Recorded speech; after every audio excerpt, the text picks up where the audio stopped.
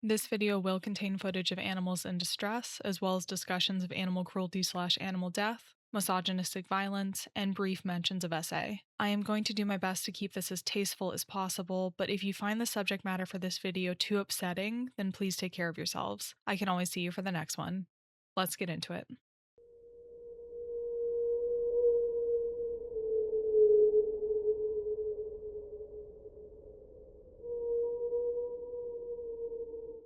We polar whales are a quiet, inoffensive race, desirous of life and peace.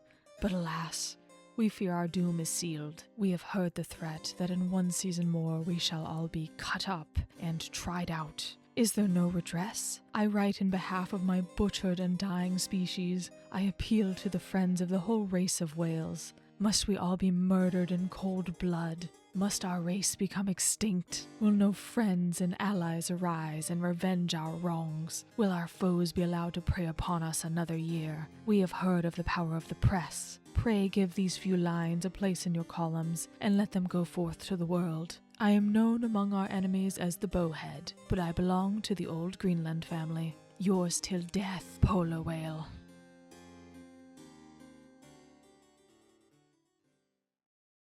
Hi, I want to talk about whales, or actually, commercial whaling.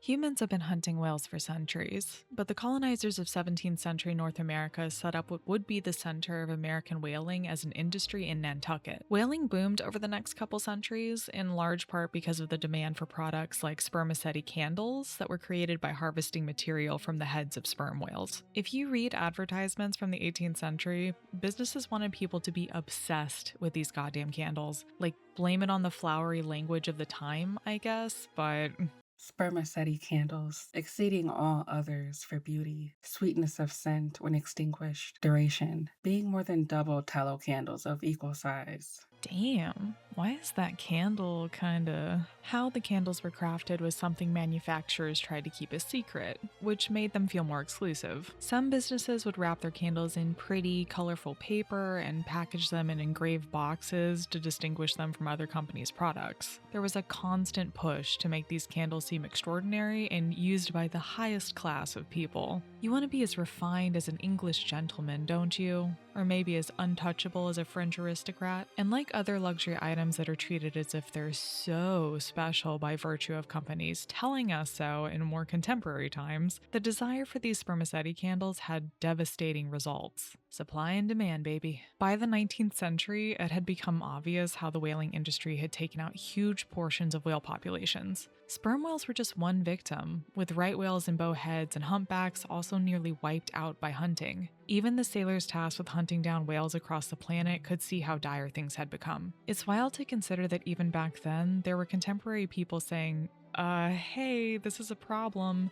If you keep going, these whales are absolutely going to go extinct. As the sources I've found point out, this concern might have come more from a fear that a very profitable resource was about to be wiped off the planet. So it wasn't necessarily an emotional appeal in all cases, so much as cautioning for moderation. There are some quotes from the 1840s onward that sound more emotionally driven though. Language like the poor whale, or even the really mythologizing way Cheever describes whales as the great mammoth of the ocean. But the best example of humanizing whales for the sake of activism in that era, and my personal favorite, is A Polar Whale's Appeal. In 1850, A Polar Whale's Appeal was published in The Friend, a Honolulu newspaper. It's written from the perspective of a bowhead whale begging for someone to have pity on the plight of his kind, who are being hunted to extinction. Oh my god, let me tell you, this letter is so melodramatic.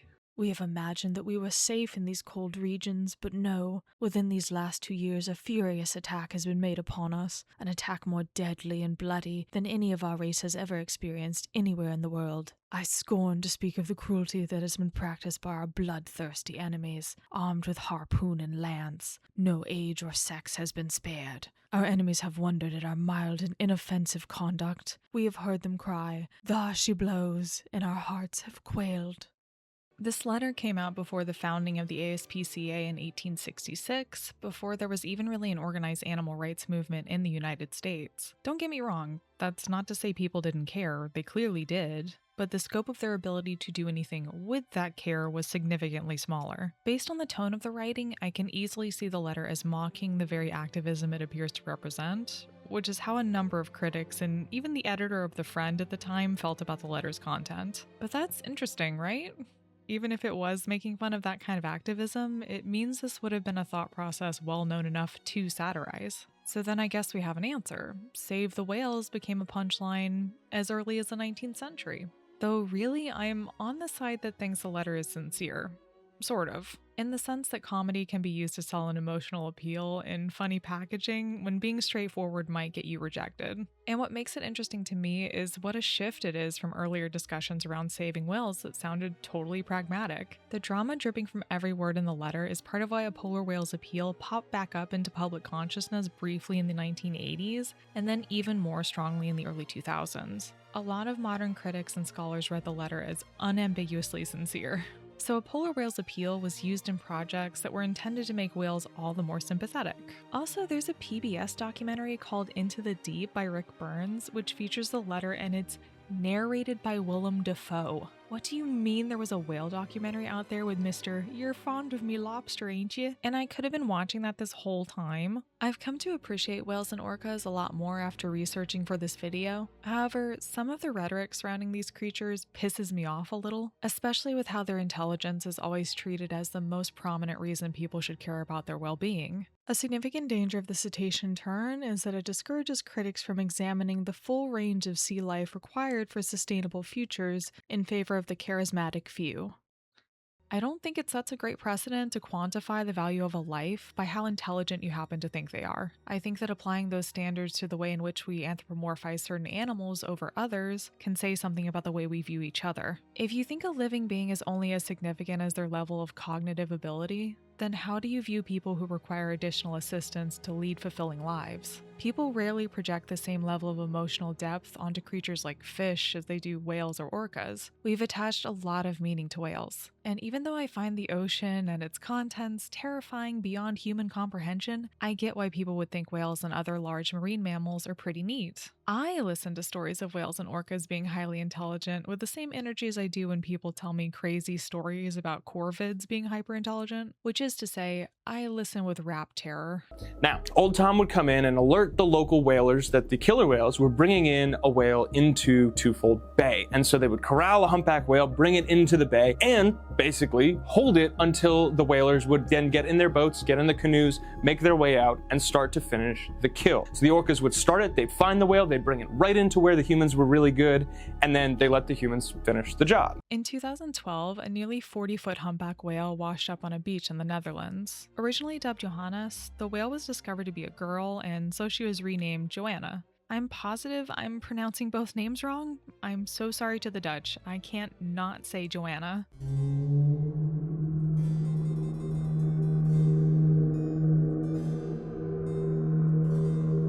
Rescue efforts began moving pretty quickly to try and save Joanna from her fate. Researchers and local rescuers attempted to refloat Joanna during high tide in the hope she could return to the sea. But unfortunately, Joanna became beached again. Those present agreed that Joanna was at a point where she likely would not survive even if she could be pushed out to sea. It was suggested that the most humane course of action would be for Joanna to be sedated and then euthanized. So that's a pretty sad but not at all uncommon story of a beached whale, right? Except people were invested. This became personal. There was a social media shitstorm when it was revealed to the public that Joanna would be put to sleep. Some of this even came from actual animal activists and organizations like Sea Shepherd, which log with the name Sea Shepherd for later. You'll need it. I want to say the outrage around Joanna makes a certain kind of sense. I don't necessarily blame people for getting so upset about an animal in distress, whom they're being told is set to be murdered because no one cares enough to rescue her. I'd say we have many such cases of people getting riled up by the idea that others don't care enough or in the right way,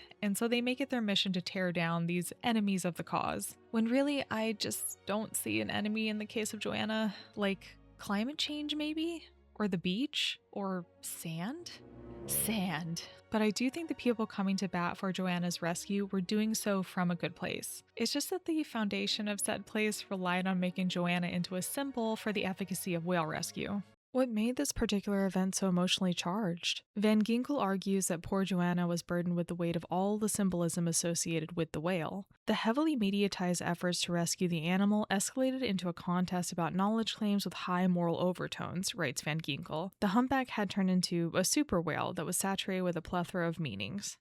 In this case, where experts had determined she was already too far gone to survive in the ocean, Joanna could not be that symbol. Even if this was a situation where it was some vast conspiracy where the people originally attempting to rescue Joanna were actually evil supervillains who got off on whale torment like some kind of Garth Ennis character, there was nothing that these outside parties coming in to provide their criticisms could do to save her. Maybe people wanted a vessel to dump all their feelings of hopelessness into, because accepting that Joanna couldn't be saved felt like too cynical of an outcome. So they anthropomorphized her, made up that she was crying human-like tears even, and then attached all their hopes and dreams for their cause onto this one animal. It just all sounds very familiar.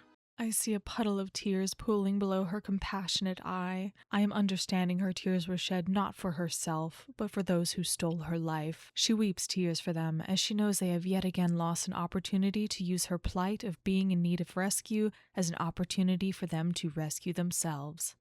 We have heard them cry, "Thus she blows," and our hearts have quailed.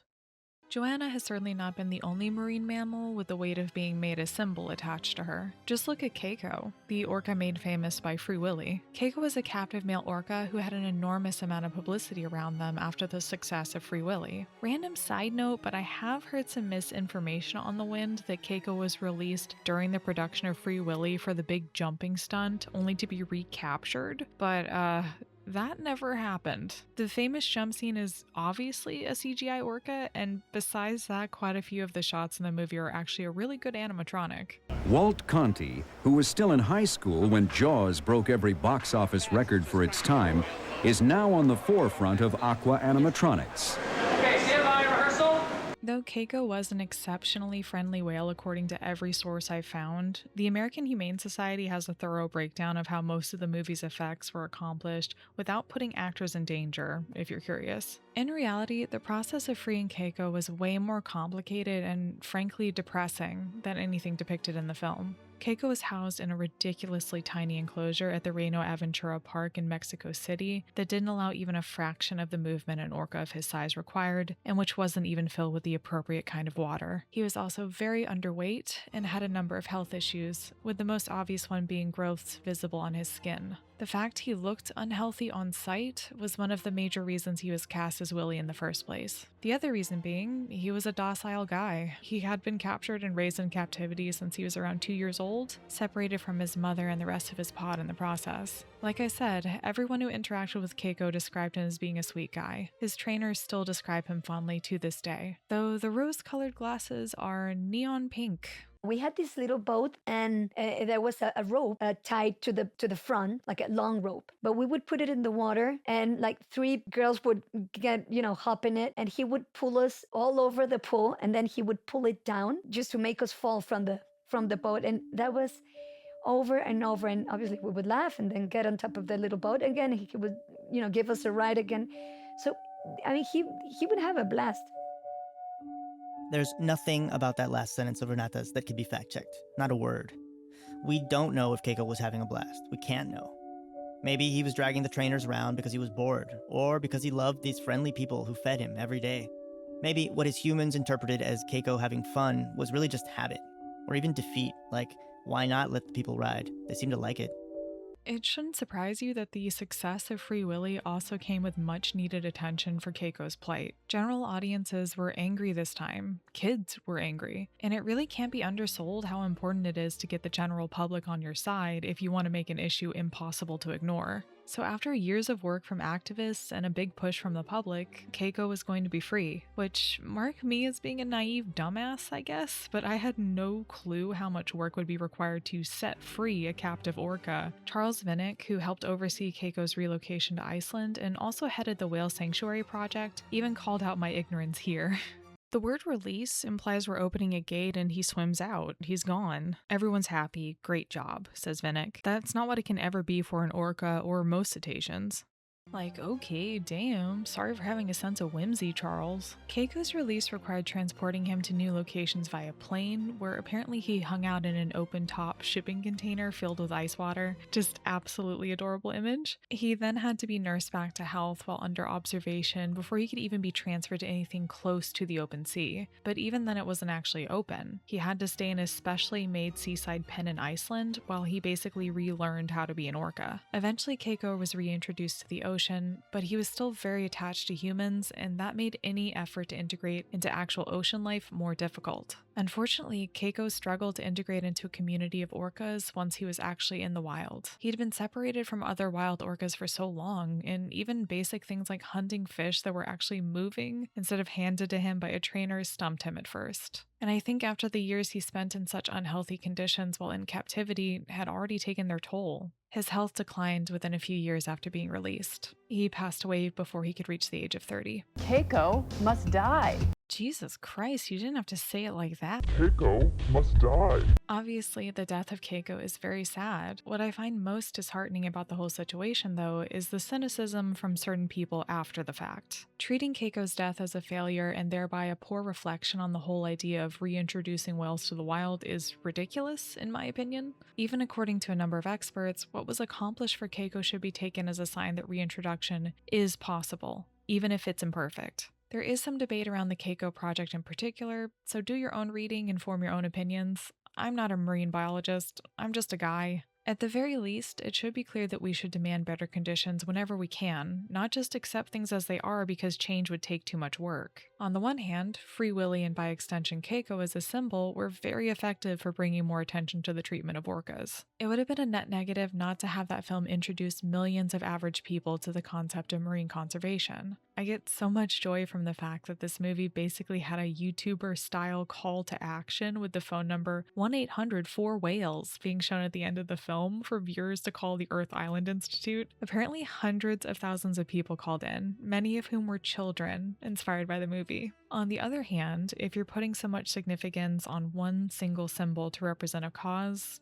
then yeah, it seems inevitable that when that symbol does not continue to meet expectations, that it becomes easier to lose hope. Or worse, it opens the doors for the worst kind of people to argue trying to make change is always the stupid option, like they're buzzkills. The height of their days is predicting that something isn't going to end well and then smiling smugly if they're proven right, in spite of or even because of the obvious pain of the people around them. These are people who take satisfaction in their belief that the world can never get better, that people are inherently selfish, that putting resources into something that is not a sure thing isn't worth the effort. It's a hopeless situation, so why bother? Yeah, so the children of the 90s who called in to save the whales weren't doing so because they were foolish. They were smarter and kinder than any edgy doomer I have ever encountered in my life.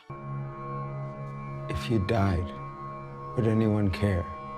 I will say, if I can go on a bit of a vegetarian woo-woo tangent, that arbitrarily assigning significance to one animal over another seems to lead to situations where even the thought of someone eating certain animals is treated as a special horror, when really there is no difference between eating a dog versus eating a cow. It's entirely dependent on what roles we assign those animals in our minds and our personal attachment to specific animals in our lives. And unfortunately, that arbitrary specialness we give to animals like cats and dogs, and even marine mammals in my culture, is often used as a way to other certain groups of people or to weaponize stereotypes against them in order to paint them as a threat. Part of the problem is that dominant cultural values are often treated as though they're universal values. As food justice scholar Julie Guthman argues, movements built around supposedly universal ideals can end up erasing nuance by assuming every group shares the same priorities. And then when people don't conform to the ideals of the dominating culture, they're treated as though they need to be re-educated. People will hear that cats, dogs, or whales are being slaughtered and become morally outraged. But good luck trying to get the general public to care half as much about marginalized people experiencing mistreatment when it's easier just to other them.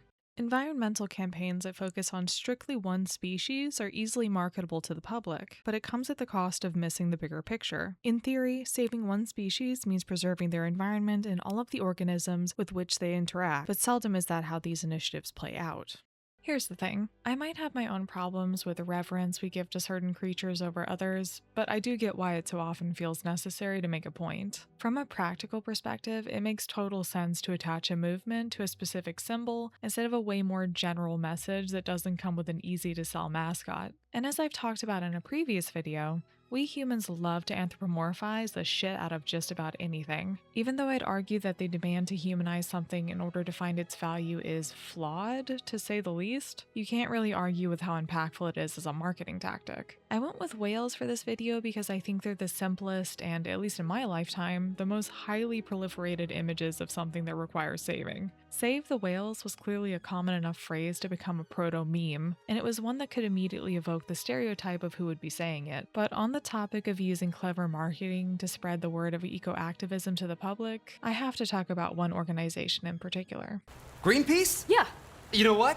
I'm actually already signed up with you guys. I already give. Oh, well, that's really generous of you. Do you know about our new campaign to save the sea turtles? Yeah, I've been getting the emails, been reading all about it. Really? Yeah. The campaign that doesn't exist, the one that I just made up?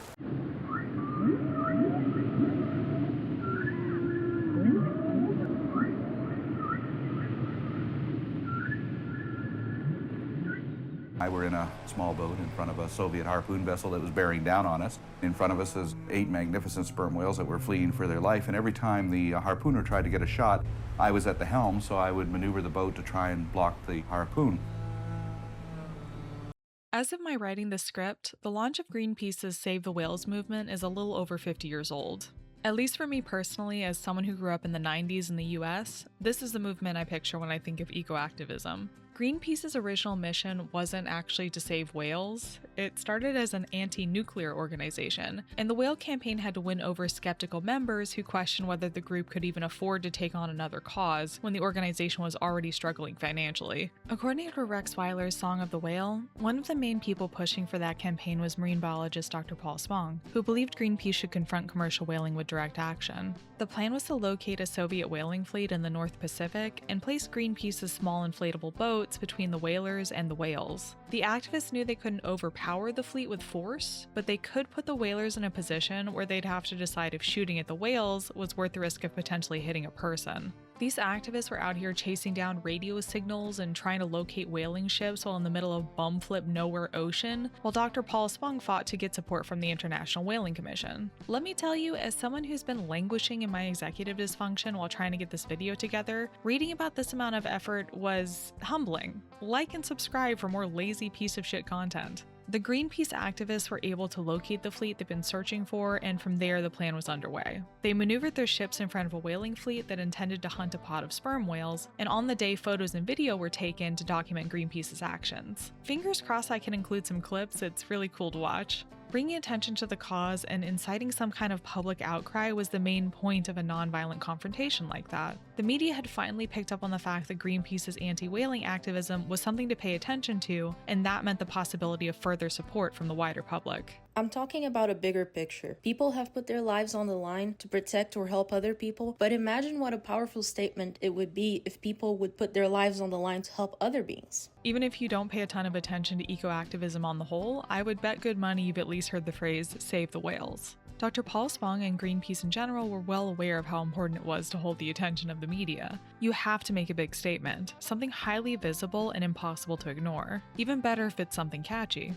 Okay, speaking of catchy, I want to ask the audience, were you ever exposed to one of those albums of whale sounds when you were a kid? Or maybe had a guardian who talked about playing one for you while you were in womb world, in the way that people often discuss playing classical music for babies? In 1970, a few years before Greenpeace's official Save the Whales movement even kicked off, American biologist Roger Payne released the album Songs of the Humpback Whale. And as it started,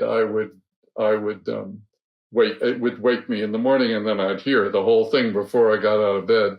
Wow. And it was perfectly clear that this was, eventually I realized, my God, this animal is repeating itself. But it took me... And that's not something that people had understood prior to that? Had anyone ever told you that, or did you read that? No. That was a discovery. And then I lent the copy of the tape to Scott McVeigh, and Scott took it home, and he, without telling me he was going to do it, which was faintly annoying. But anyway, he made a sound spectrogram of the whole thing. The success of the album had been one of the reasons Greenpeace chose whaling as an early focus in the first place. By the early 1970s, public understanding had advanced to the point that whales became animals that people internationally could all relate to, says Whaler. Whales are intelligent, they have families, and they even, we learned at the time, make music and vocalize. The whale was the perfect species in danger that could stand for all of wild nature.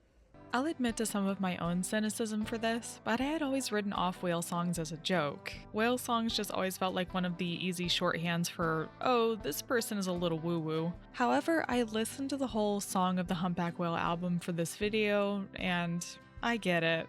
If you go in with an open mind and actually sit with it, actually appreciate the recordings for what they are, then I think it becomes obvious why people were so touched when this album was first released. Maybe that's just me anthropomorphizing, but it's difficult to actually listen to these creatures and not appreciate how much personality they have. The animal changes a phrase but puts in something which sounds similar for the thing which it has changed. Right. So it's like changing the rhyming word in a Absolutely. Or something. And it establishes a pattern. And it establishes exactly. a consciousness on their part that there is a pattern. On the other hand, my friend Allie did also point out that whale calls sound like they belong in a horror movie, and she's not wrong.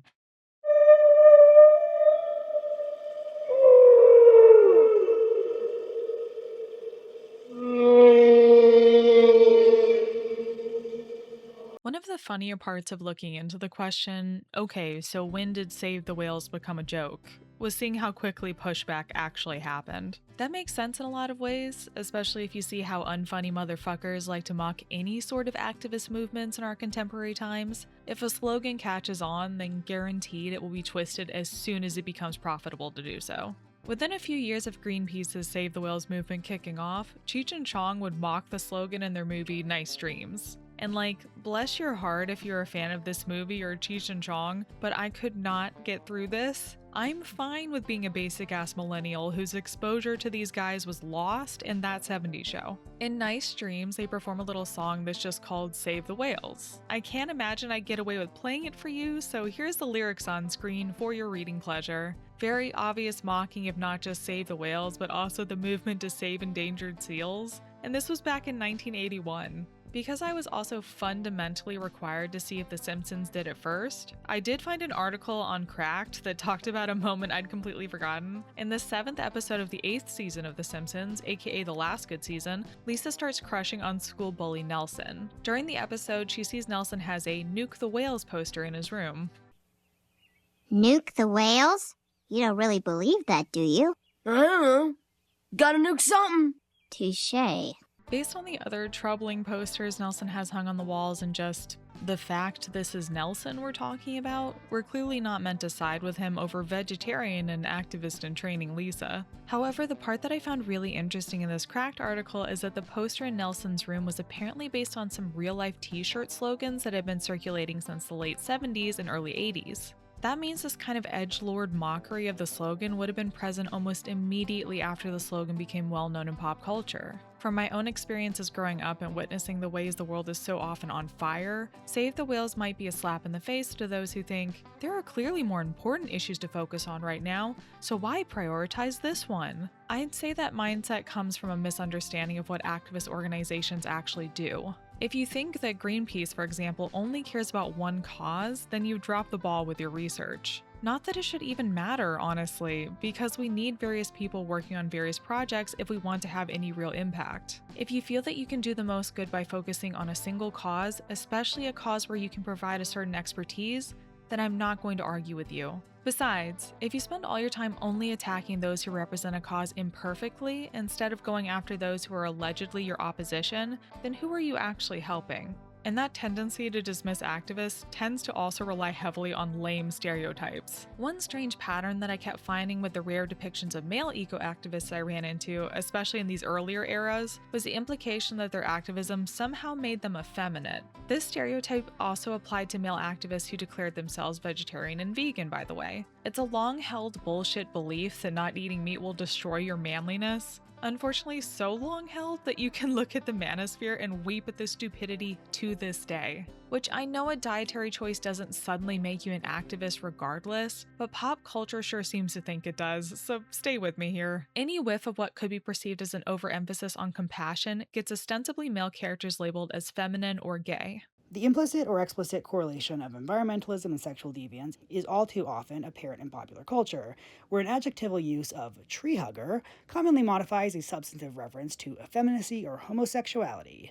Real men, it seems, don't embrace nature. Rather, to invoke Old Testament discourse, they subdue and have dominion over it. For one example I found, the character Mr. Van Driesen from Beavis and Butthead is an aging hippie teacher at the titular character's school. He's a pacifist and a nature lover, just your bog standard hippie cliche really. Emphasis on bog. He's portrayed as ridiculously soft in a world that does not reward him for it. He also sings the absolutely iconic song Lesbian Seagull, because he is the only real ally and I think deserves all our respect. I would play the song for you, but I think it would get me sent to YouTube copyright jail, so please, a moment of silence for a reading of the sacred text. She flies so gracefully over rocks and trees and sand, soaring over cliffs and gently floating down to land. She proudly lifts her voice to sound her mating call, and soon a mate responds by singing, "Caw, caw, caw."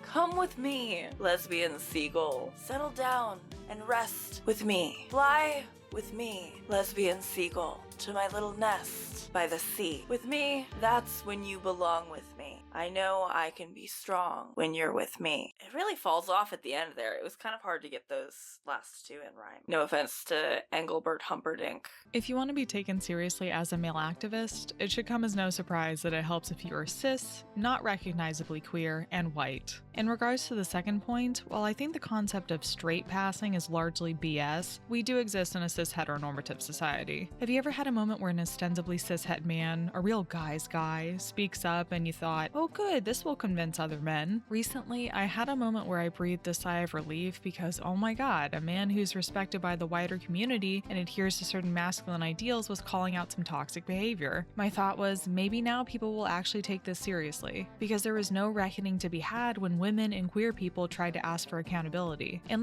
we know this, we have known this, the patriarchy strikes again, who could have seen this coming? However, in researching for this video and consuming media related to eco-activism specifically, it did become impossible to ignore how not just men are valued for their activism over others, but how masculinity as a concept was more valued. Just look at the way that one of the most popular leftist streamers in the world is packaged for the public. Hassan Piker has literally been called a progressive mind in a MAGA body and a himbo gateway drug for progressives, among other things. While I do think most of us, including the man himself, can appreciate how ridiculous that is, I also think there's something to be said for how ready people are to exalt a certain kind of masculinity. The fact that masculinity sells as a sign of not just power or sex appeal, but as a signal that you are someone to be listened to among a sea of others with the same progressive ideals is interesting. I do think it's worth examining why masculinity, or even just not acting feminine, is equated to being more rational, more even-keeled, basically as a safe default voice for the people who don't feel comfortable listening to anyone who falls into a category that would lump them in with people who use a scary thing like identity politics. There are even studies that show that men are less likely to engage in environmentally conscious behavior because it might make them appear feminine, which is just,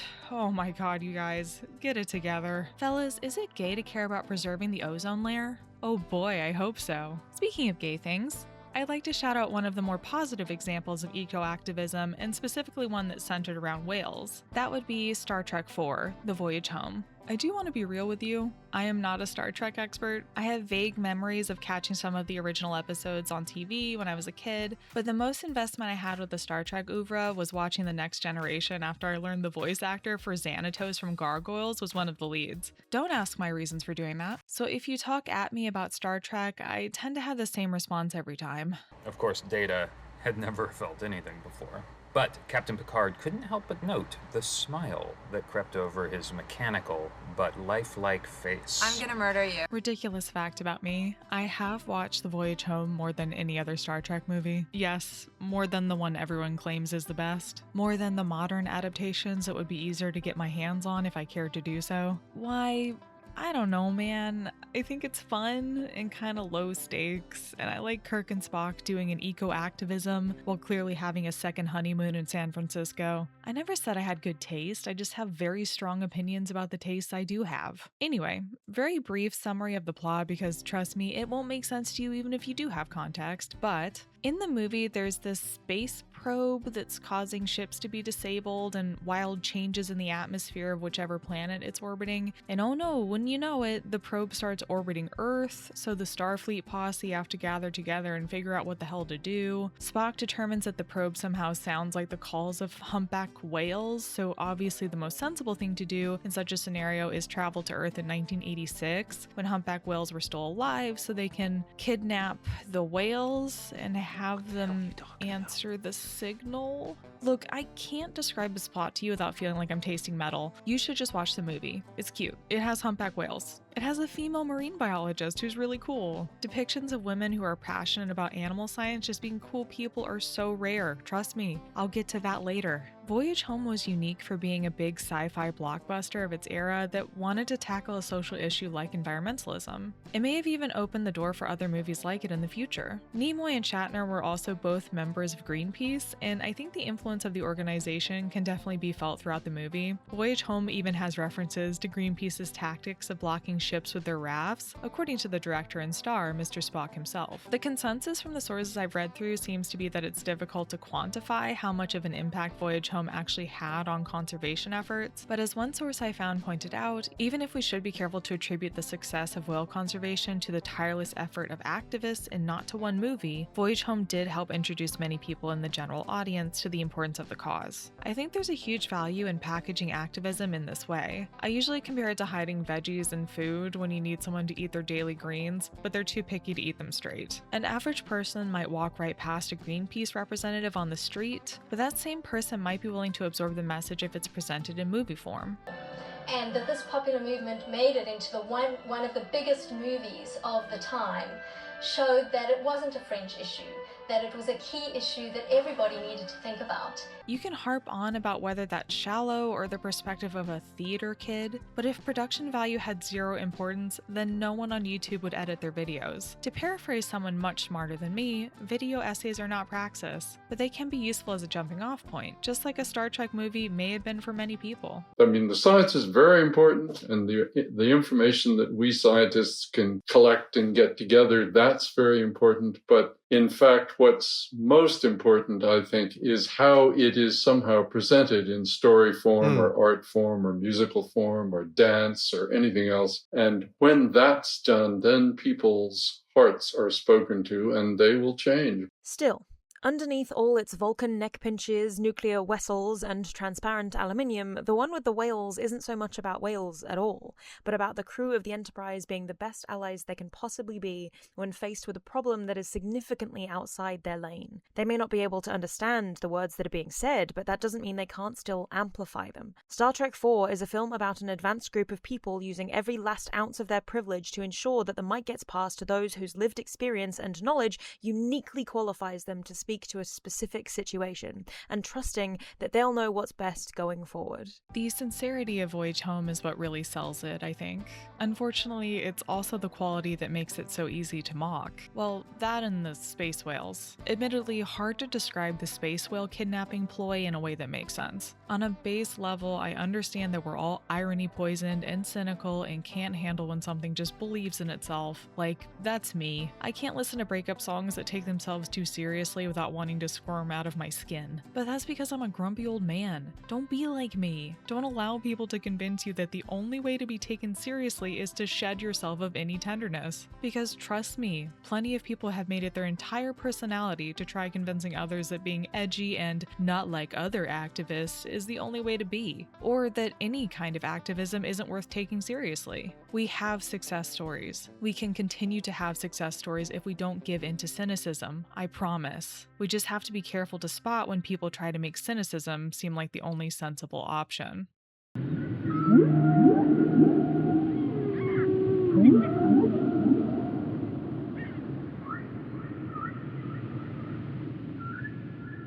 Growing up in the already decaying cesspit known as the United States of America, a lot of my early childhood was spent watching popular cable TV programs. There were a ton of reruns of the classics sprinkled throughout, like Bewitched or I Dream of Jeannie, but a good chunk of my time was occupied by Saturday morning cartoons. If you're around my age, there's a good chance you grew up with a Cartoon Network block of shows like Dexter's Lab and the Powerpuff Girls and Ed, Edd n Eddy. I was also obsessed with Nickelodeon shows. Danny Phantom was everything to me. Which, did you know Danny Phantom came out in 2004? That show is old enough to drink, and I want to die. I bring these shows up because I hadn't really considered how common it was for children's programming of my era to include so many jokes around environmentalists, or even just around characters who are vegetarian or vegan. In Danny Phantom, Sam Manson is called an ultra-recyclo-vegetarian in the very first episode of the series, which is just explained as her not eating anything with a face.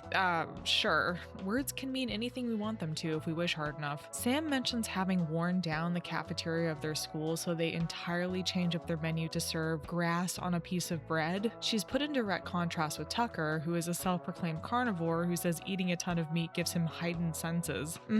How is Jordan Peterson doing with his heightened senses? Oh.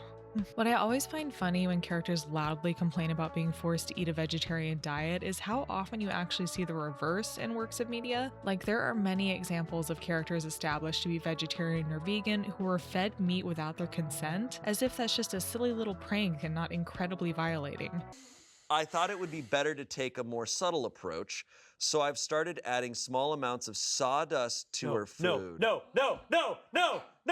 I know that Sam as a character has a hate-dom dedicated to her for a variety of reasons that don't entirely have to do with her activism or her veganism. I personally have no interest in breaking down whether these reasons are fair, since it's all subjective and blah blah blah. I will just say, if you're making a Mary Sue argument about a character in analysis written during the 2020s, then maybe do better. That's all. However, I feel that Sam is a classic example of how activists are written to be disliked or mocked for their beliefs. Specifically, she is written in such a way that her form of activism is meant to be perceived as hypocritical. It would be different if characters like this maybe had some kind of foil that could act as a balance in the narrative, like another activist character who is written to be taken seriously in contrast to the really performative activist. That way the beliefs themselves couldn't be thrown out so easily. The problem would be shown to be the hypocrisy of the character, not the activism itself. But at least in the era when I was a child, I can't remember there ever being that kind of balance in media I consumed. So instead, the annoying activists and their principles would both go down with the ship. I'm sure people can extrapolate on the intentions of the writers until they create enough fan fiction in their heads to justify the choices made by the show, but come on guys. Grass on a piece of bread.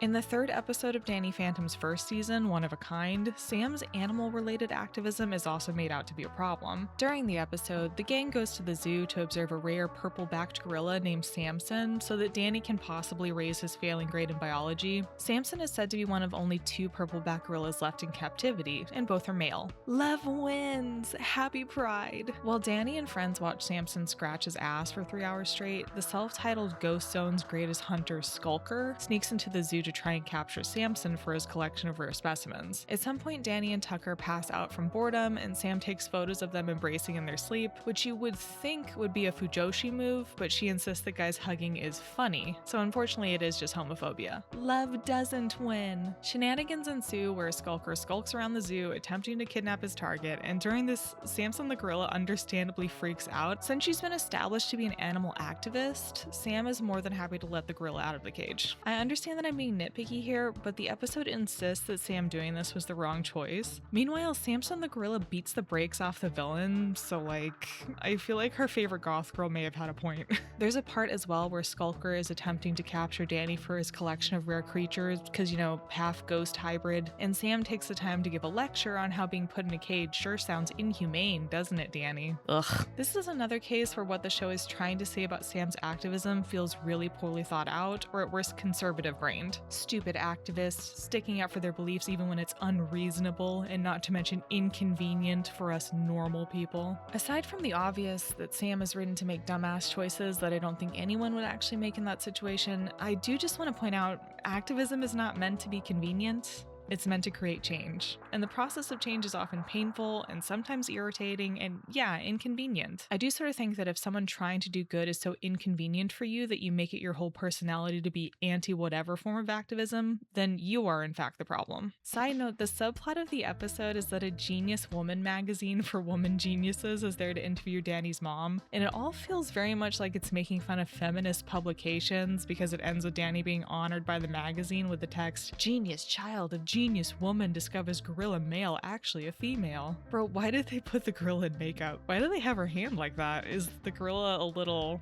you know. My friend Allie over at Little Shop of Allie gave me the great suggestion to watch the Powerpuff Girls episode Save Mojo. In the episode, the city of Townsville introduces a new law that any animals, wild or domesticated, are not to be harmed within city limits. I don't know what that means for animals used for factory farming, like cows or chickens, actually. Guess it doesn't matter. The episode doesn't get into that because it's all about our favorite evil ape, Mojo Jojo. While badly disguised and trying to do his usual evil deeds at the local grocery store, the Powerpuff Girls step in to do their usual ass whooping, but are stopped by a group of animal activists who insist that Mojo is now protected under Townsville law. I swear to God this episode is written by a proto-Twitter user because whenever Mojo Jojo needs to be rescued by the animal activists, he cries, "I'm being oppressed." It's like every chronically online dumbass's idea of what weaponizing identity politics means. Obviously, the episode wraps up before Mojo Jojo's evil plans succeed. The Powerpuff Girls convince the animal activists that the best thing for Mojo is to be released into the wild on some random island occupied by other primates, where Mojo promptly gets his shit kicked in by an angry mother ape. Again, a group of activists, pointedly led by a woman, is portrayed to be naive, if not outright stupid for their beliefs. I don't know if that's better or worse than a lot of storylines like this one, where activists who stick up for a criminal's rights in particular are proven wrong. Usually the way they're proven wrong is that the criminal reoffends, or if the narrative is really ridiculous and the activists believe the convicted person to have been innocent all along, only for a shocking twist to reveal they were duped. Looking over this from shows I grew up watching just makes me sad, because it feels like the message from all these examples is activists are naive or stupid, or at best they're not making change in the right way. But then there's not an explanation given for what the right way even is. Unless in these cases the answer is always follow the rules laid down by those in power, conformity all the way. Or worse, as my friend Allie pointed it out, it's just pure propaganda. The only people who are shown as capable of making a difference are those already working with the system. In general, there's a real disdain for counterculture folks in these examples I found. Sam Manson is a goth/punk kid who wants to rebel against her rich status quo parents, so she's actually the outlier in a sea of really basic hippie stereotypes. The Save Mojo activists were even called dirty hippies by Mojo himself. For the most part, these examples of fictional activists aren't styled all that differently from the ones I discussed last chapter. They still feel like a response from very buttoned up, likely conservative-leaning writers wanting to mock the hippie movement. In Dexter's Lab, the villain Mandark's parents are named Ocean Bird and Windbear. They are as stereotypical as you can get for hippies or other nature-loving, counterculture people. The very reputable source, the Dexter's Laboratory Wiki, even calls them tree huggers. That's the fans labeling them that. Even the fans on the wiki know. Portrayals of environmentalists in the media and popular culture lend support to this possibility that individuals distinguish between different types of environmentalists and express distinct evaluative responses toward them. Perhaps the most common of these representations is that of the tree hugger. In fact, this stereotype of environmentalist has permeated Western culture to such a degree that the Oxford English Dictionary defines a tree hugger as an environmentalist. Indeed, an environmentalist who eagerly embraces such lifestyle sacrifices as avoiding vacations, foregoing luxuries, and wearing environmentally friendly but not necessarily fashionable clothing may seem highly eccentric.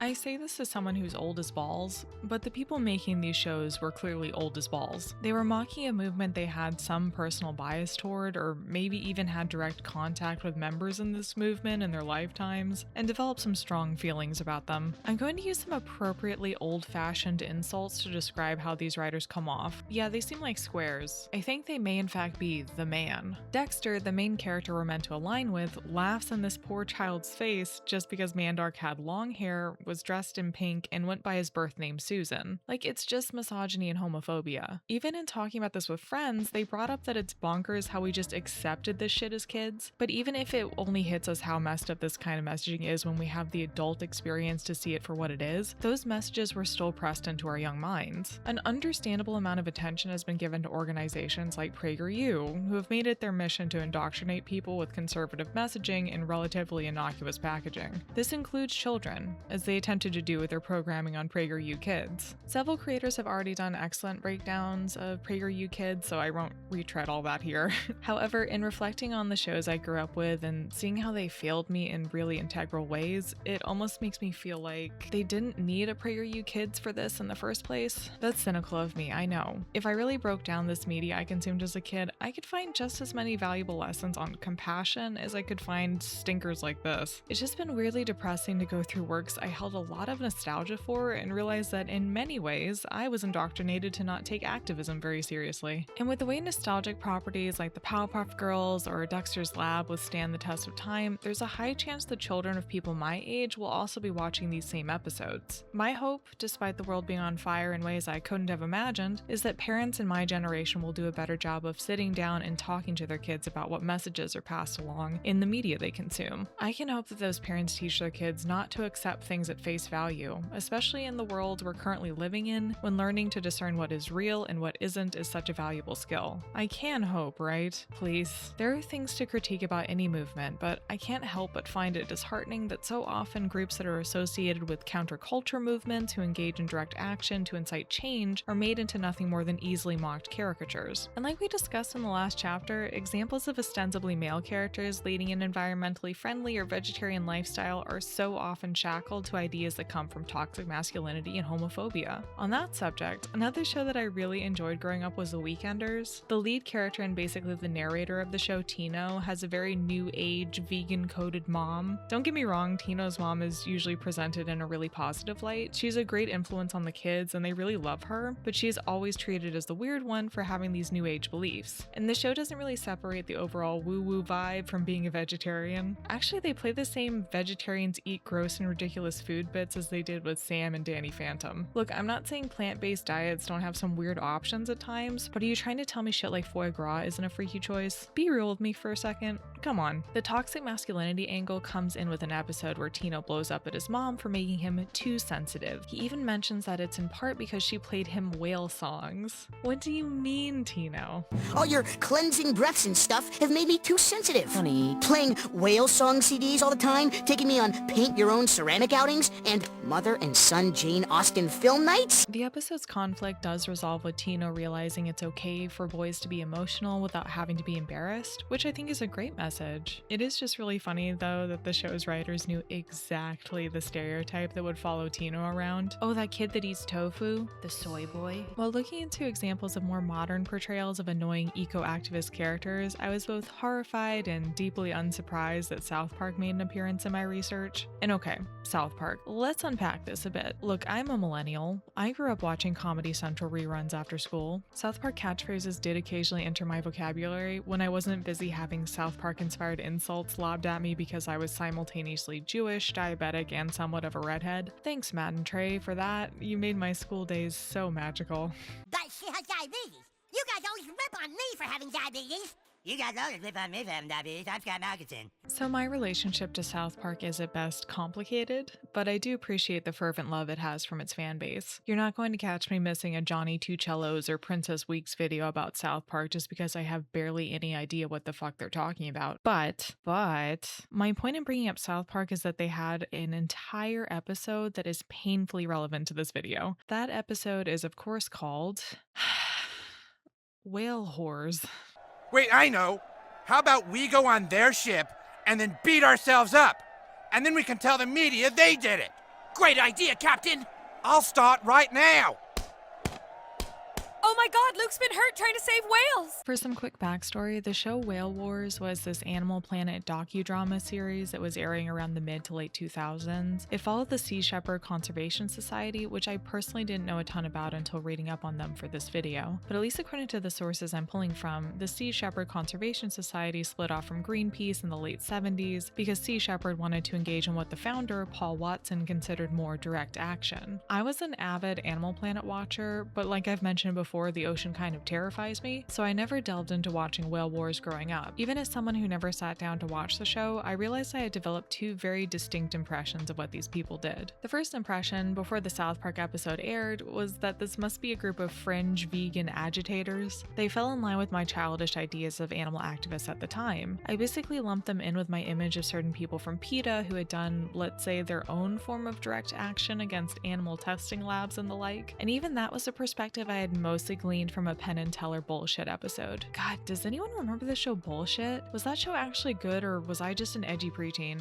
Then after the South Park episode on whale wars, my impression shifted drastically. Instead of thinking of the actions of Sea Shepherd as being too much, it suddenly became about them not doing enough. Child me started out clutching a Mahatma Gandhi biography to my chest and crying, "Oh my god, why are you so mean? Nonviolent non-cooperation is the answer." But that changed to me scoffing at a group of activists and going, "Ugh, you babies, are you even trying?" And this might be a controversial take, but I honestly think the second impression is the more harmful one, because I grew out of the idea that the only correct form of activism is to avoid any kind of confrontation, and I think that's the journey most people who are actually passionate about change go through eventually. This makes me think of the buzz around the Just Stop Oil group. Those were the protests where activists threw soup on famous paintings. I think Van Gogh's Sunflowers being the most famous target. If you look at the comments on YouTube videos documenting the Van Gogh incident, it's a deluge of people crying out for justice, for a painting, one which exists in a world that is currently on fire and will only become more on fire if we don't do something about climate change. So the painting probably isn't going to last long anyway, guys. Admittedly, I was someone who gasped in horror at the idea that a Van Gogh painting may have been irrevocably damaged in order to make a point. Sorry, I'm an art student. But then I became weirdly petty when I realized they hadn't even done any damage to the painting. They'd just thrown soup on the glass covering the canvas. I turned into the South Park guys. I was a middle schooler all over again going, "Ugh, you babies." I'll say it here on record.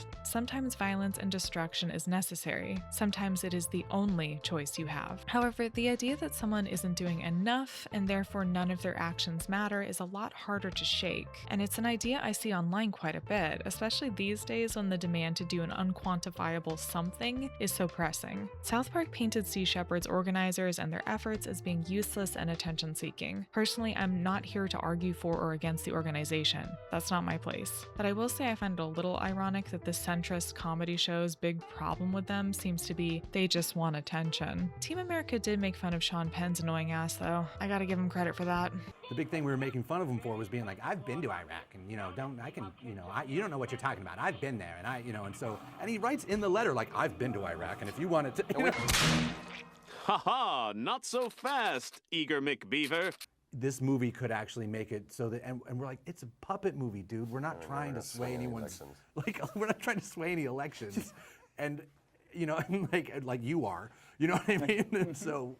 Anyway. To be fair to South Park as well, Sea Shepherd's former co-founder Paul Watson was actually pretty cool with the episode, or at least that's the impression I got from the blog post he wrote in response. Maybe this is a massive case of don't say I got mad, don't print in the paper I got mad, but in his own words. I do so love making people angry, making them think and confronting them with the ecological realities of what they are doing to this earth and their diminishment of the wondrous diversity of species that share the planet with us. Like Parker and Stone, I am an unashamed misanthrope, and that pretty much makes me immune to criticism and ridicule. I think Paul is right about the usefulness of anger to encourage people to engage in important causes. He clearly saw what Parker and Stone were doing as incendiary for a cause, and that was something he had to respect. I am also someone who views anger as a useful tool where necessary, and maybe that's something I'll cover in more detail in a future video. In Paul Watson's case, him being so confrontational allegedly got him ousted from the organization he helped to found. There was a board meeting that I was actually invited to, and they said, well, we're changing the direction of Sea Shepherd. It's going to be involved with science and working with governments and can't be controversial or confrontational anymore. And I said, well, I'm sorry, but I can't participate in this. I can't support it. So in retrospect, maybe Paul Watson would side even harder with South Park, as it seems that his own organization eventually became something that no longer met his standards of advocacy. Just like Greenpeace before them, in Paul's eyes it seems that Sea Shepherd wasn't doing enough. There also seems to be a weird amount of drama surrounding Paul's departure from the org, but I simply do not have enough time for this. There is an assault going on right now from Sea Shepherd Global. They're shutting down the Captain Paul Watson Foundation YouTube channels in the UK, Germany, and internationally. I'd also be remiss if I didn't shout out Lindsay Ellis's video, Is There Still a Very Special Place in Hell for Matt Stone and Trey Parker. I take forever to make my videos, so you've probably already seen it, but you know, in case you haven't and want encouragement to check out our Nebula exclusive content, there you go. South Park, Bigger, Longer, and Uncut is very pro-activism. So like, what happened?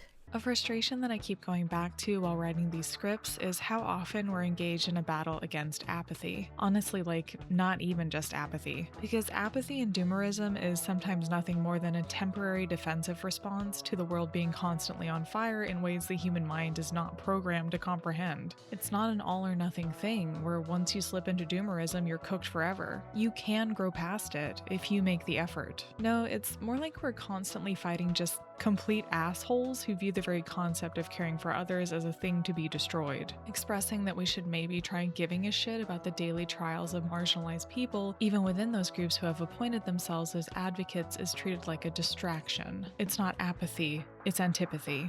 It's bigotry. But I'm going to have to yell about that more in the next chapter, which I'm sure I've given a very classy and fittingly serious title for the subject at hand. Something like...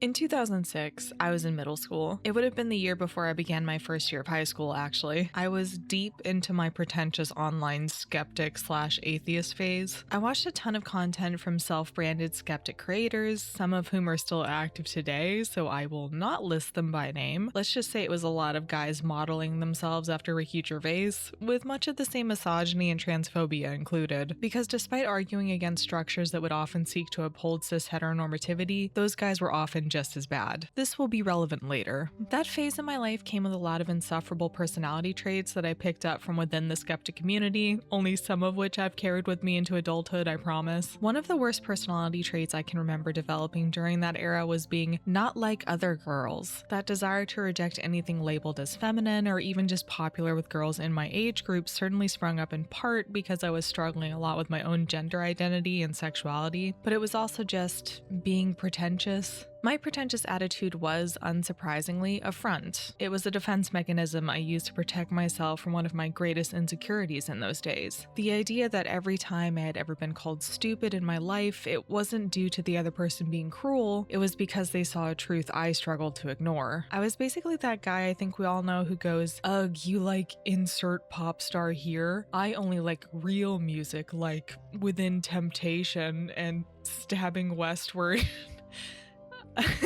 What really sucked about these self-inflicted standards I created was that they didn't only prevent me from having certain experiences, but they also cut me off from a community of people I could have otherwise found support with during some really shitty experiences in my life. I don't regret seeking out works of art that challenge me, but I do regret isolating myself from other people my age, particularly girls, because I felt the need to come off as the smartest guy in the room. But you want to know what else happened in 2006? Okay, I'm not passing judgment, but for whatever reason, being a vegan teen activist is usually code for easy. You know, for you, I don't have to give up all meat. See? I'm not making this stuff up. Jesus Christ, okay. Yeah, surprise, I tricked you. This video has been about misogyny all along. I had two major inspirations for making this video. The first was a really fun video by the Millennial Yearbook about the dolphin fad of the 90s. Millennial Yearbook's videos are really great in general. I highly recommend their channel. The second bit of inspo is being reminded of that Sophia Bush character in John Tucker Must Die. I considered giving a full breakdown of the plot of that movie, but after rewatching it for this video, it does not feel worthwhile to do that. John Tucker Must Die is basically just a lazy amalgamation of every teen comedy from its era, including other Shakespeare-inspired works like She's the Man and 10 Things I Hate About You. Did you know John Tucker Must Die was a Shakespeare adaptation of The Merry Wives of Windsor of all things? Sure, whatever you say. I really remember the movie being much more beloved than I think it deserves. It was definitely a movie whose trailer was shown before every movie I saw leading up to its release, and then it became something of a sleepover classic. But it sucks. I think I can safely say it sucks. Like, it's very very much carried by the charm of the cast and Ashanti being gorgeous. There is nothing else to write home about. It's just Mean Girls if Mean Girls centered men. To make sure everyone is on the same page though, a really brief Cliff Notes would be a piece of shit guy named John Tucker is secretly dating the entire female population of his school. The main character, played by Brittany Snow, realizes this and joins forces with a group of other girls to destroy John Tucker's life. Shenanigans ensue. The way Sophia Bush's character is written in the movie is significant because it's actually in line with a lot of misogynistic tropes that surround female characters who are activists. Her character basically has two personality traits, stupid and slutty. Does that sound like I'm flattening this female character in ways that are unfair? Don't worry, the movie already did that for me. While I could argue that the other characters involved in the main scheme of the movie at least have something going for them outside of being caricatures, I cannot say the same for the Sophia Bush character. Ashanti's character is a very capable head cheerleader, and her position is integral to the plot since she inducts the main character into the cheer squad. Ariel Kebbel's character is a classic overachiever, and her skills are useful to the plot since they use her AV club room as their lair and make use of her tech skills. Meanwhile, the skill that Sophia Bush gets to show off is kissing. Yeah. The punchline for every joke around her character is just about the fact she's considered a slut. Oh, she slept with John Tucker on the first date? Hilarious. She cries over the fact that being intimate without sex is an option. Wow, so funny. What really surprised me when I first spiraled about this movie and started researching is how commonly this trope actually appears in the media. In the delightfully named article, Female Eco-Activists Are Not Dumb Sluts, Amanda Hessling brings up John Tucker Must Die as one of the few examples she noticed of exactly this slutty, mindless stereotype for female eco-activists. This rationalization formed as I watched Lucky Them, a movie about a journalist that tracks down her musician ex-boyfriend. The movie portrayed an environmentalist and animal activist in a thought-provoking light. The character was briefly and roughly represented as an ex-prostitute marrying a millionaire tycoon. As she gives a presentation about the importance of respecting our fellow species, her words are delivered with a soft, delicate voice, and words and sentences flavored with ridiculousness and inauthenticity. Her demeanor is one of little power and conviction. To put it simply, the poor girl is portrayed as a spacey, irrational joke. Other characters in the movie naturally and negatively react to her behavior and have little interest in the information she is presenting. She also mentions the Paul Rudd movie Wanderlust, a movie that makes me want to hit myself with a hammer rather than watch, so I'm going to take Amanda's word that the eco-activist women in the movie are portrayed as slutty, irrational, moody, and unintelligent. Most people with two brain cells to rub together can see how misogynistic it is to throw around the slut label. I'm of the opinion that there's nothing wrong with being a self-described slut as long as you and your partners are safe and happy, but as a society, we have yet to shake off the idea that being sexually available equates to being stupid. With Sophia Bush's character in John Tucker Must Die, there's also the pervasive idea that bisexual women are nothing more than dumb sluts. Even if it's not explicitly stated that Sophia Bush is bi in the film, the character does express interest in the leading lady's mom at one point, and then as I mentioned, she also offers herself up for kissing lessons when Brittany Snow needs the help. I think whether the intention was to imply she's specifically bisexual or not, her characterization falls into common stereotypes around queer women. Even her veganism connects to those stereotypes, as vegetarianism and veganism is often associated with queerness. You've been trying to make us eat this tofu. In diet, watch for a switch to vegetarianism. What I find even more insidious than the possible stereotypes around queerness or the sex shaming is the way that so many of these pop culture examples of female activists make them out to be hysterical. And when you consider that in conjunction with the messaging around queerness, sexual freedom, and any counterculture movements that do so much as promote the idea that we should listen to the voices of the marginalized, things start to look pretty goddamn bleak. And Love Canal had 20,000 tons of chemicals buried in it, and that it was leaking into the neighborhood. That's where Michael's going to kindergarten.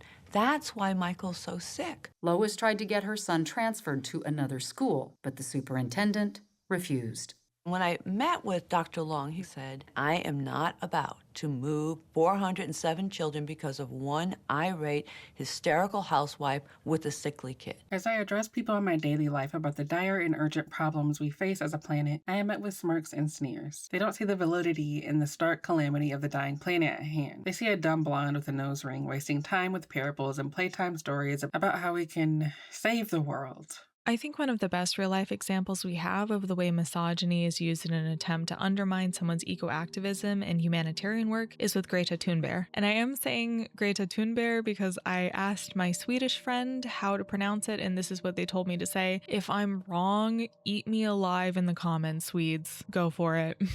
But from the moment Greta really emerged into public consciousness, I can remember certain people, really stupid people to be clear, basically chalking up her rhetoric as being the melodramatic words of a teenager. Never mind that she was correct and remains correct to this day on a multitude of issues, it was more profitable for those in charge to degrade the power of her words as much as possible. In the 2019 article, Misogyny, Male Rage, and the Words Men Used to Describe Greta Thunberg, Professor Camilla Nelson and lecturer Meg Vertigan point to multiple examples of men crashing out on social media about Greta's efforts to call attention to the ongoing climate crisis. The common through line with these crash outs was to insist that Greta must be mentally ill, hysterical even, nothing gendered about that. And one guy even said she needed a spanking, which is a choice. As the article points out, demands for something to be done about the climate crisis are entirely rational ones to make, yet the language aimed toward Greta at the time was intended to make her look overly emotional or immature, or at worst, too mentally ill to be seen as an inspirational figure. I wanted to mention the ableism baked into critiques of Greta is also horrific. She's on the autism spectrum, and a lot of the negative language swirling around her hits on something for me, as someone who feels frequently misinterpreted because of my own conditions. Like being told over and over again that you're not emoting correctly is very familiar to me, let's say. But I do think it's impossible to ignore the big blinking neon sign that says misogyny when people are straight up using words like hysterical or saying that her activism is medieval witchcraft. At a deep level, the language of climate denialism is tied up with a form of masculine identity predicated on modern industrial capitalism. Specifically, the Promethean idea of the conquest of nature by man in a world especially made for men. By attacking industrial capitalism and its ethos of politics as usual, Thunberg is not only attacking the core beliefs and worldview of certain sorts of men, but also their sense of masculine self-worth. Male rage is their knee-jerk response. This was back in 2019. Imagine how much worse it has gotten in the years since. Actually, you don't have to imagine. The vast majority of my audience are women who exist on the internet. You see this shit every day.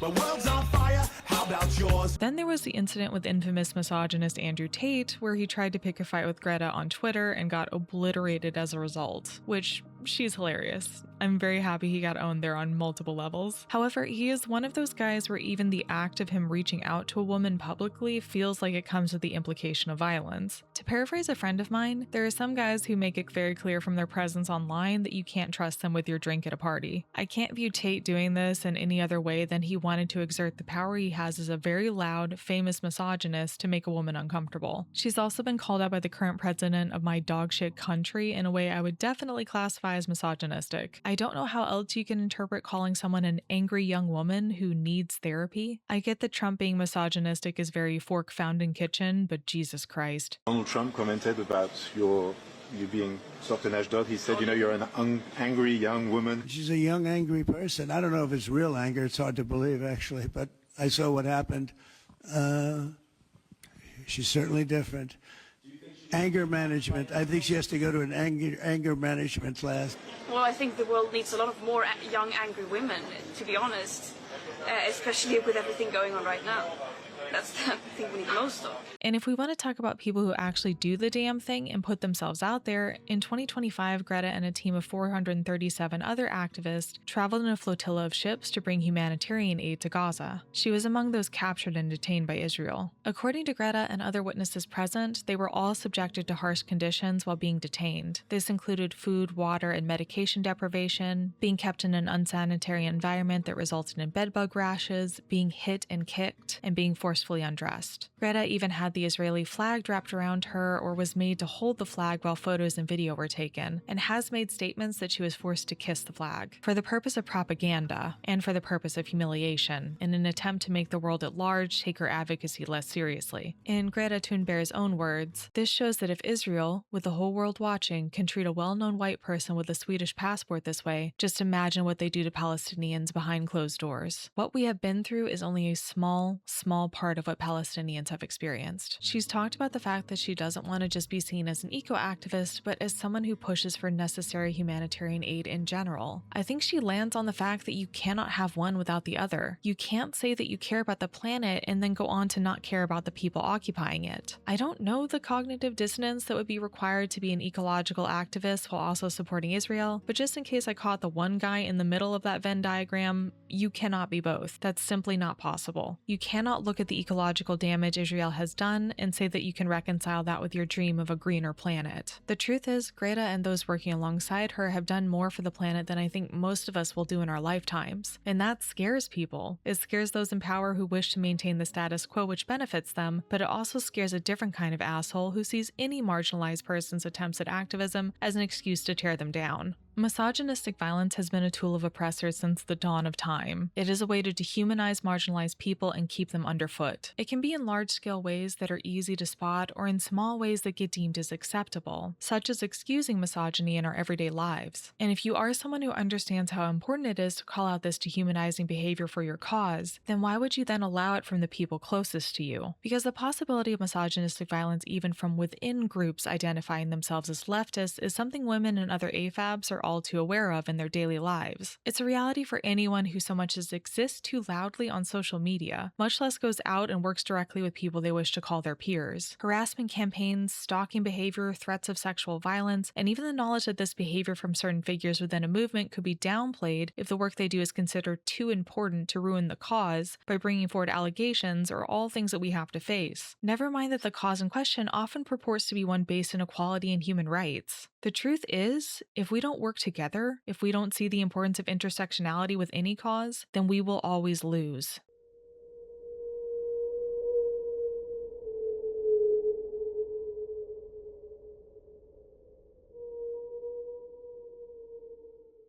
I know what some of you are thinking. The other guys are worse. And you're not wrong, but is it such an unrealistic dream to think we deserve better than it could be worse? I feel like the only times I hear the other guys are worse is when it's to deflect from criticism of either themselves or the person they're idolizing. I know it's frustrating when, say, women or people of color sum up certain stories or media sensations as a result of misogyny or racism. People feel that it's too simplistic or it's too obvious or it's a leap. But this failure to call a thing is why we keep repeating this cycle of uplifting, celebrating, or even sympathizing with the man who has done something objectively and morally wrong while destroying the women they have harmed. This isn't just an issue of misinterpreting a movie or misreading a power dynamic as consensual. Our feelings about Tracy say more about how our patriarchal society is set up for us to always sympathize with men, no matter what. Criticism is not, by the way, equivalent to writing off a person entirely, even if certain people or the communities they cultivate behave as though it is. There are certain actions that I can't move past personally, nor make excuses for even in the face of what might be amazing work for a cause, but those are actions I would say go beyond being problematic and are instead actively dangerous. I swear to God, if I get any,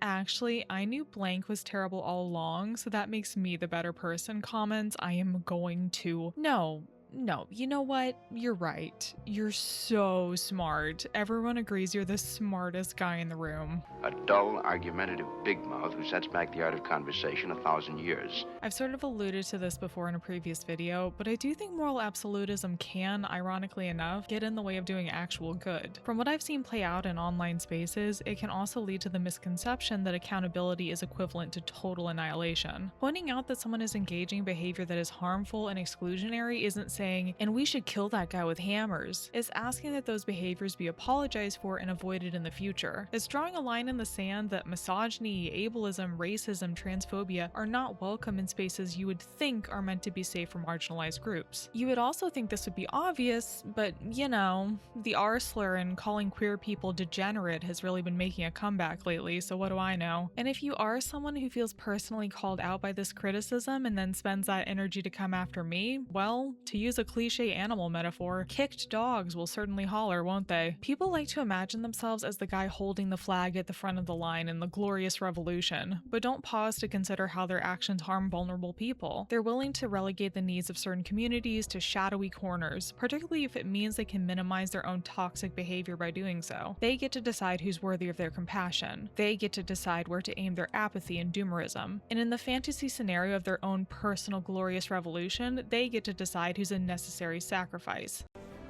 Some of you may die, but it's a sacrifice I am willing to make.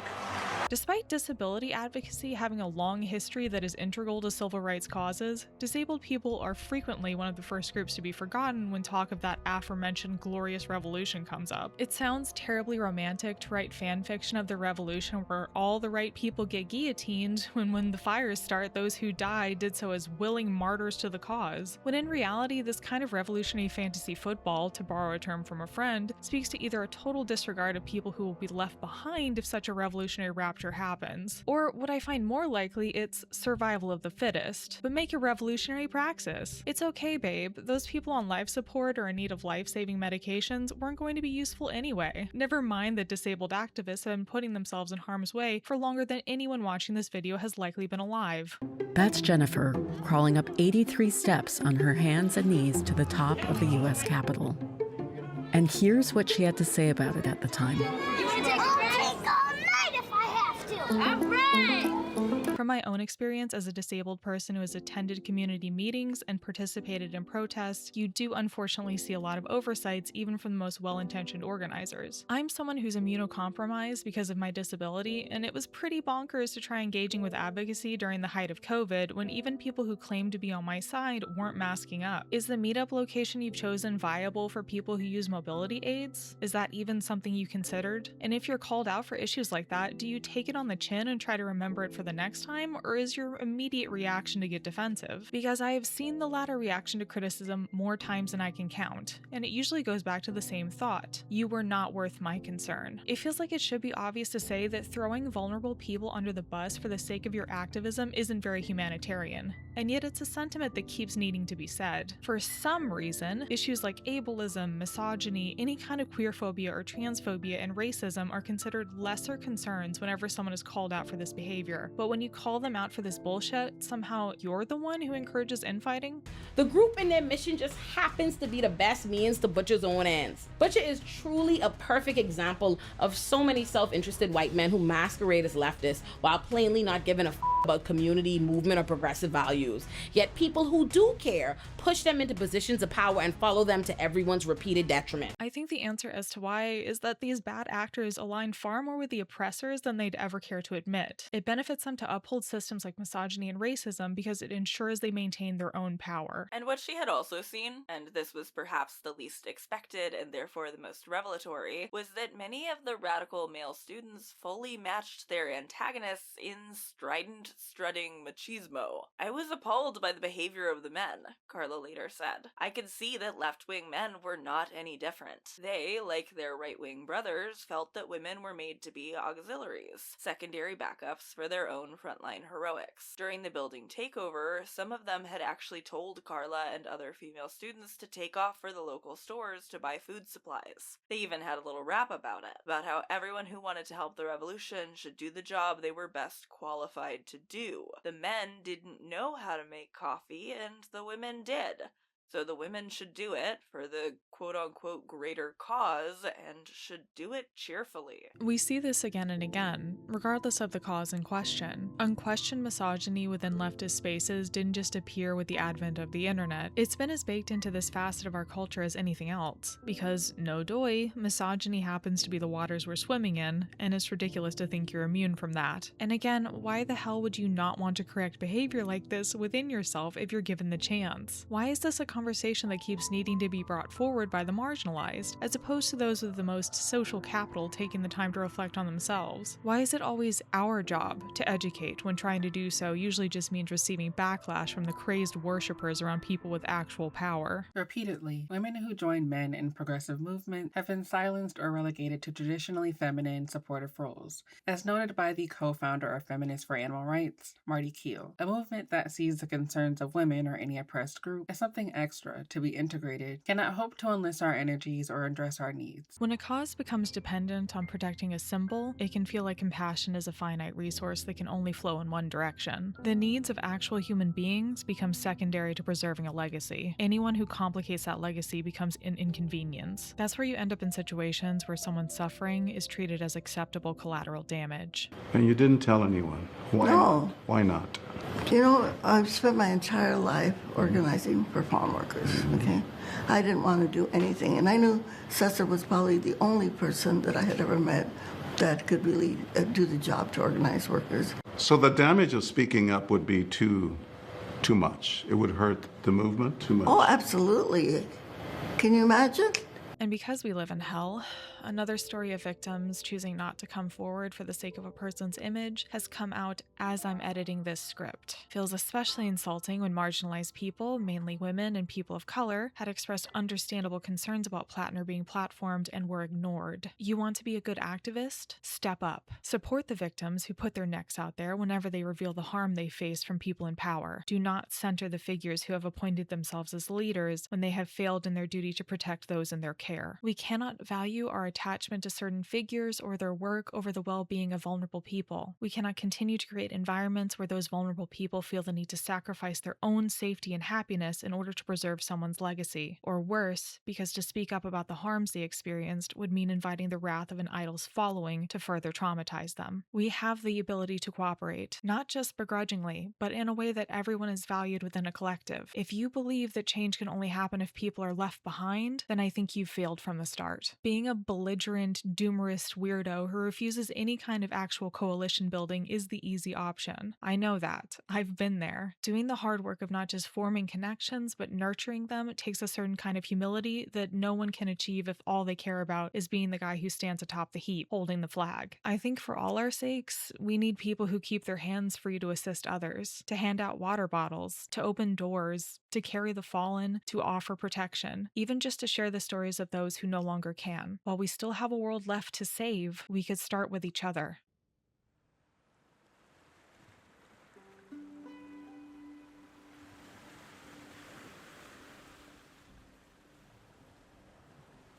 Thank you for the response on my Wuthering Heights video. That was definitely more attention than I ever could have imagined. I'm trying not to be my usual pessimistic self and call it a fluke, but you know.